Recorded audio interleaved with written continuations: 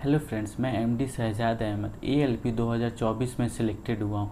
बहुत सारे लोग अभी रेलवे का रिज़ल्ट आ रहा है तो एनटीपीसी और टेक्नीशियन ग्रेड 3 ग्रेड 1 में सिलेक्टेड हुए हैं। तो उन लोग को ये सोच रहे हैं बार बार कि मुझे डीवी के लिए क्या क्या करना है, डीवी के लिए कौन कौन से डॉक्यूमेंट लगते हैं, क्या मैं रिजेक्ट हो जाऊंगा, क्या मुझे कुछ दिक्कत होगा, या फिर मेडिकल में मुझे कैसे कैसे सामना करना पड़ेगा।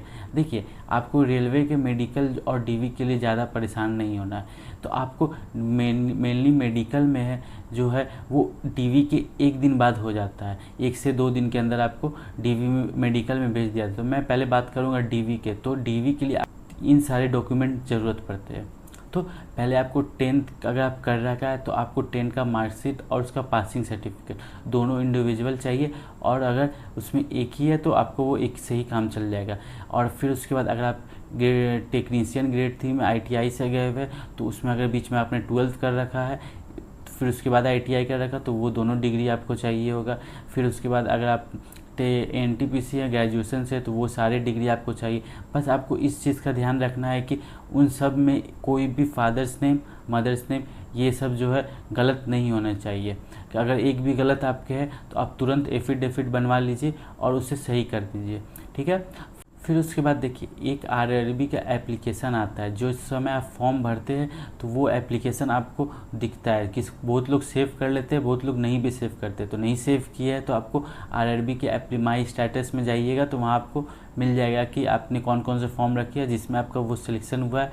तो उस फॉर्म में जो जो आपने डॉक्यूमेंट का दिया है, नंबर दिया है या डेट ऑफ ज्वाइनिंग या कुछ भी आपने उसमें दिया हुआ है कि कब कब क्या क्या आपको डेट लगा है, तो वो डेट आपको देख लेना है कि मैच कर लेना है सर्टिफिकेट से, क्या वो आपका सही है या नहीं। मार्कशीट की डेट, पासिंग सर्टिफिकेट, ये सब उसमें रहता है। अगर किसी में भी कुछ दिक्कत हो तो आप एफिडेविट बनवा लीजिए कि कभी आपको डीवी में आपको कोई दिक्कत नहीं होना पड़े, ठीक है। फिर उसके बाद अगर अब आपका नेक्स्ट पॉइंट आता है कि आप फिर आपको और क्या क्या चाहिए डॉक्यूमेंट। तो आपको इसके साथ साथ आधार कार्ड होना चाहिए। आधार कार्ड का फ़ोटोकॉपी ले जाइएगा। पासपोर्ट साइज़ फ़ोटोग्राफ आपको लेटेस्ट ले जाना है। वो फॉर्म एप्लीकेशन जो भरा था वो तो रहने दीजिएगा, अगर ज़्यादा पुराना हो गया है तो आप एक नया अभी का करंट का इस फ़ोटो खिंचवा लीजिएगा। उसका कम से कम 10-12 कॉपी आप अपने साथ लेके चले जाइएगा। फिर उसके बाद आपको, अगर आप किसी कैटेगरी में आते हैं, ओबीसी या एससी एसटी या ईडब्ल्यूएस, इस तरह का कोई कैटेगरी है, तो आप कैटेगरी का जो रेलवे का फॉर्मेट रहता है उस फॉर्मेट पे आपको साइन चाहिए होगा, एसडीओ या एसडीएम लेवल का। तो इस लेवल का आप साइन कर दीजिएगा। कम से कम आपका एसडीओ लेवल तक भी रहेगा, उसमें साइन रहेगा तो वो आपका वैलिड रहेगा, ठीक है। फिर उसके बाद आपको वो सब जो डॉक्यूमेंट रहेगा, जिस समय आपका डीवी का डेट आएगा तो उसके ठीक 1 वीक पहले एक पोर्टल खुलेगा। उस पोर्टल में आपको लिखा रहेगा इस फाइल का कितना एमबी रहना चाहिए या इससे ज़्यादा का आपको फाइल नहीं आना।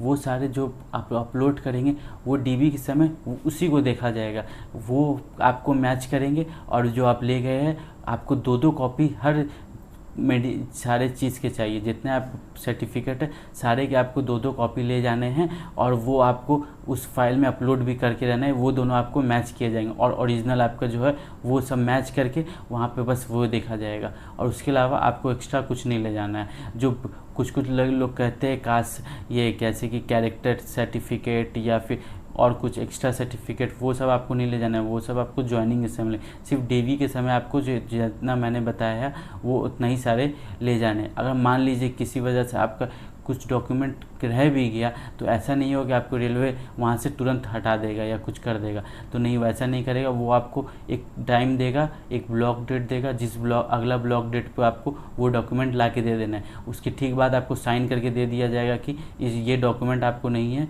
जो कि ला के ब्लॉक डेट में जमा करना है। अगले दिन आपका मेडिकल होगा, ठीक है। तो मेडिकल का में क्या क्या होगा आपका कि मेडिकल में आपको अगले डेट हॉस्पिटल में ले जाया जाएगा। जैसे कि रेलवे का जो एम्बेडेड हॉस्पिटल है वो हॉस्पिटल में ले जाएगा, आपको बाहर प्राइवेट हॉस्पिटल से नहीं कराना रहता है, ठीक है। तो मेरा तो जैसे कि A1 मेडिकल था, तो आप लोगों का क्या रहेगा। तो जैसे जिस कैटेगरी के आपके B1 B2 C2, तो आपको सिंपल से मेडिकल रहेंगे, जैसे कि ब्लड टेस्ट वगैरह, यूरिन टेस्ट वगैरह, वो सब नॉर्मल रहेंगे। ज़्यादा अगर आपका आई वाला नहीं है, अगर कैटेगरी A1 A2 में नहीं आ रहा तो आपका आई के लिए कोई दिक्कत नहीं होगा। आपका क्लास है भी तो कोई दिक्कत नहीं आएगा। बाकी आपको कैटेगरी वाइज मेडिकल हो जाएंगे, मेडिकल में आपको कोई प्रॉब्लम नहीं होगी जहाँ तक मुझे लगता है, क्योंकि मेडिकल ईजिली हो जाता है। अगर कुछ किसी का कुछ बढ़ा व घटा है तो वो अपना दवा से थोड़ा कंट्रोल कर लीजिएगा। आपको मेडिकल के लिए आपको ध्यान देना है नहीं है ज़्यादा, क्योंकि आपका लगभग सिलेक्शन मान लीजिए हो ही गया। बस आप डॉक्यूमेंट देख लीजिए आपका सारा सही है नहीं है, क्या करना है नहीं करना है, बस ये देख लीजिए। और बाकी मैं आपको ऐसे ही गाइड करता रहूँगा कि क्या क्या करना है नहीं करना है। ठीक है, थैंक यू।